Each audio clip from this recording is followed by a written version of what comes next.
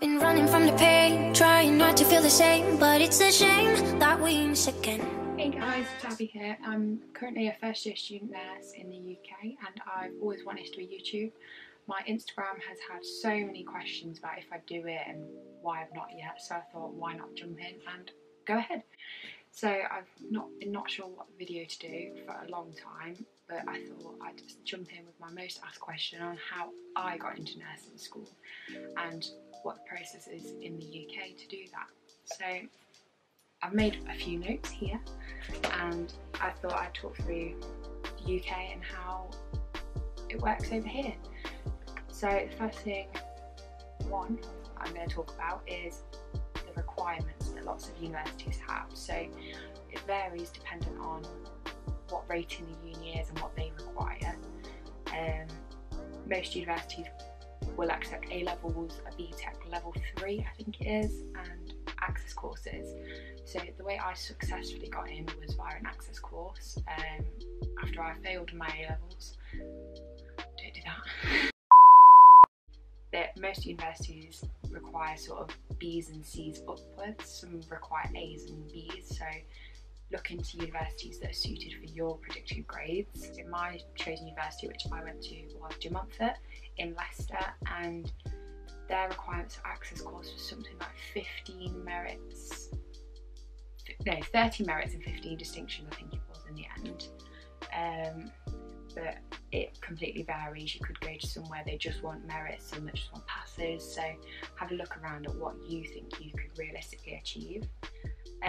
The second thing that I think is really important in your requirements process is experience. So you need to have, for nursing, you can't just go and say you want to be a nurse. They want to know what experience you've had that will show them that this is the right course for you. So for me, I had first aider experience, I've been to nurseries, I've done care home settings, so I had quite a vast range. For my second application, I'd worked as a HCA for a year in children's emergency department, so that massively impacted my application the second time round due to all the experience I've gained from that. So for me, I'd say that is probably the more important than your grades, because if you've not maybe quite met the grade but your experience is above and beyond, then they're going to want you. So get the experience as a HCA, or if you want to apply for children's nursing, go to a nursery, go babysit, like anything will help you, just to show the lecturers and the interviewers that actually you're really suited for their programme. The third thing I'd say is for the universities you've singled it down to, because there is so many in the UK, go to open days. Like I went to Leicester, Nottingham, Northampton, Birmingham. I went to so many, and in the end obviously you only end up at one, but you've got to find the university that is right for you. Don't just go somewhere that your friend's going to. You've got to find one that's within travel distance. Nursing is such a hard degree and you don't actually get this like long school holidays that other degrees get, so you need to make sure that you're okay being away from home for such a long time. I opted to stay at a university that meant I could still live at home because it was better financially, and I knew the hospital already and it just suited me so much better, and I knew that I wouldn't cope being away from home for too long. So yeah, go to open days, get all the freebies and get a taste of where you could be for 3 years, because it is a long time to be at a place you hate, so make sure it's right for you. So once you've got all those things and you've chosen 5 universities, what they say, start applying. So the application process is really long, and I'd say do it in plenty of time because your personal statement will take many attempts. I think mine took probably 20 in all, because I had so many different files on my laptop, and it's so important that the final one is one that you're 100% happy with, because that is what the lecturers and the interviewers are going to ultimately decide if whether to offer you an interview or not. And if they decide not to, then you'll be cut out from that point, and then you have to wait till the next cycle of applications or until clearing. So my 5 choices, my first application was de Montfort, Nottingham, Birmingham, Northampton and Coventry. My top 2 were Nottingham and de Montfort, and after interview process I think I got offers from 3 or 4, I can't remember off the top of my head. The one that I didn't get an offer from or an interview was because the entry requirements were so high. I think they were AAB and I was predicted BBC. So the personal statement is really important. Make sure you include any experience, make sure that they get an insight into the sort of person you are, because that is really important. Make sure you mention your 6 C's, make sure you mention references to the NMC code, make sure you reference, show that you know what a nurse is. Don't just say I've always wanted to be a nurse since I was a baby, because they know that isn't true. Make sure you share why you want to be a nurse now, not from the age of 5, because most people won't have wanted to be a nurse from age 5, and they know that as much as we know that, so it's silly. So once you've done your application, you're happy with the personal statement, send off your application, and the next step is waiting for interview offers. So most unis will do interviews that I'm aware of. Sorts of interviews I had a Skype interview, I had a multiple mini interview, I had group interviews, and I had solo interviews for the universities I applied for. My favourite was by far the Skype one, because you sat at home on Skype in your pyjama bottoms with a nice top on, and you had the comfort of your home, and it was just more of a general chat rather than a proper interview process where it's quite intense sometimes. But my top tip is, if you're going to a university, make sure you look presentable, not like you've been in a rush and you're sweaty and flustered. Make sure you go plenty of time. Make sure you've read up about recent news in nursing, because they will more than likely ask to show that you've got interest in it and you've not just applied on a whim.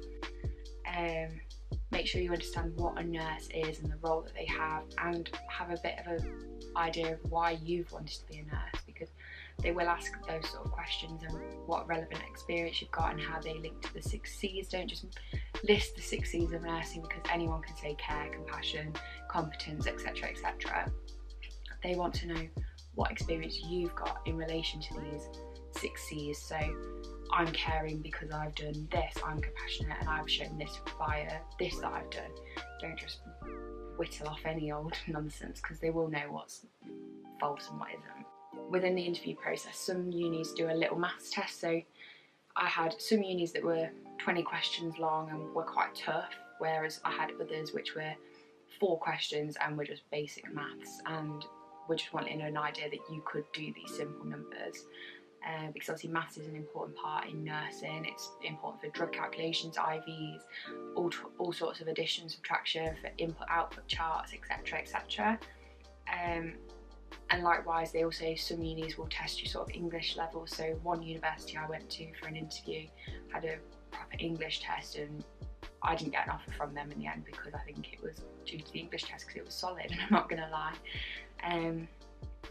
But the university I eventually got an offer from, De Montfort, theirs was a simple thing as reading your personal statement to them, and it was nice and easy. The next thing that I would then say is, it can take a long time to hear back from some unis, and I would say don't fret, because some unis will wait until they've done all the interviews before giving any offers out. Others will reply to you the next day, and actually I had such a variance. I had some unis reply within a week, some took months and months, and it does feel like you're never going to hear from them. But don't worry, because they will get back to you, whether that's positive or negative. And don't take, just because your friend who you met on interview day heard back the next day, don't take that as a bad thing that you've not. They might just want to wait and see what other options they get in terms of applicants. But if you are successful, you will hear you will see your UCAS track status update email, and it will be the most nerve-wracking thing. And then you click onto it and you'll see that you've had an offer, whether that's conditional or unconditional. Normally for nursing they are conditional, because they want to make sure that you will meet the entry requirements. So once you've heard back from all your universities, it's then a case of choosing your firm choice, which is the one that you've made that link with, and you will go there if you meet their grades. And then you do an unconditional choice, which will be a backup choice as such. So normally people choose one with slightly lower requirements, so they can go there if they don't necessarily meet the higher requirements of their first choice. But I didn't do that. I just chose 2 universities I was happy to go to either, and I ended up getting into my first choice with the second time round. But again, make sure, don't just necessarily go, okay, I got an unconditional. Make sure it is the right choice for you, because going somewhere where you are guaranteed an entry but you're not going to be fully happy there isn't necessarily the right thing to do. But I'm going to also mention that if you don't get an offer, it's okay. I didn't get into university the first time around. I had all my offers lined up, I had my whole plan ahead of me. But then on A-level results day, I didn't get the grades that I required for either of my universities, and I was so upset. I couldn't even stop crying for about 24 hours straight. I was so upset. I tried to go through clearing, but because I was so set on staying at home and not moving away, I didn't want to. And I could have gone elsewhere and got on with a degree, but I knew that wasn't the right choice for me.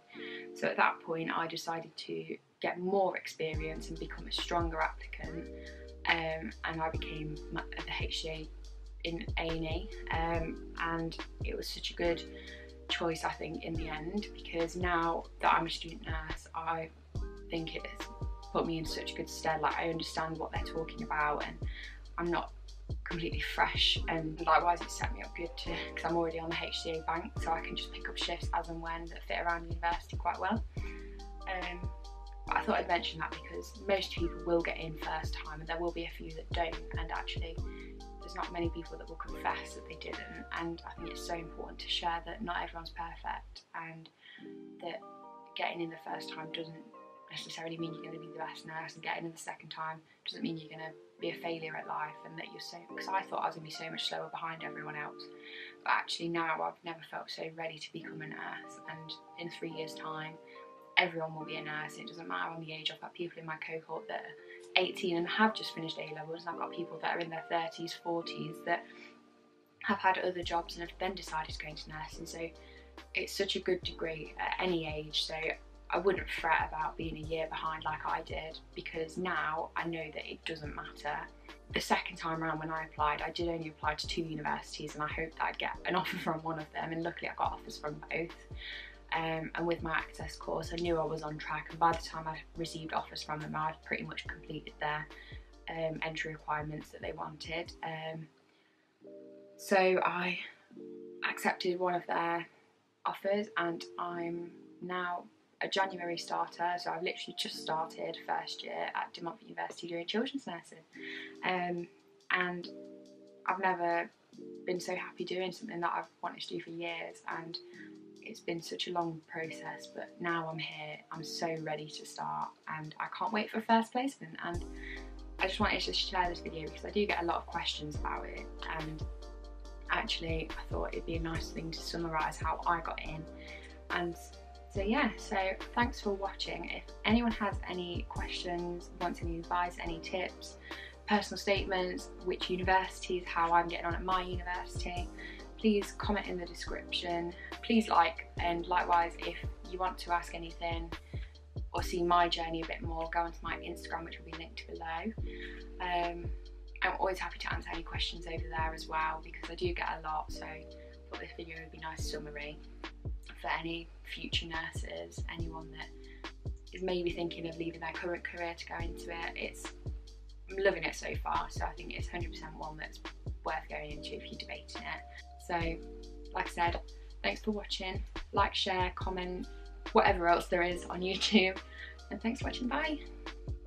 Oh, one other thing I want to mention. 2 books that massively helped me in my interview process was Student Nurse Handbook and Getting into Nursing. I'll link these in the description, but lots of good points in terms of interviews, tests, personal statements, whatever. This one's good for being a student nurse as well, so they're good books. Trying not to feel the same, but it's a shame that we miss again.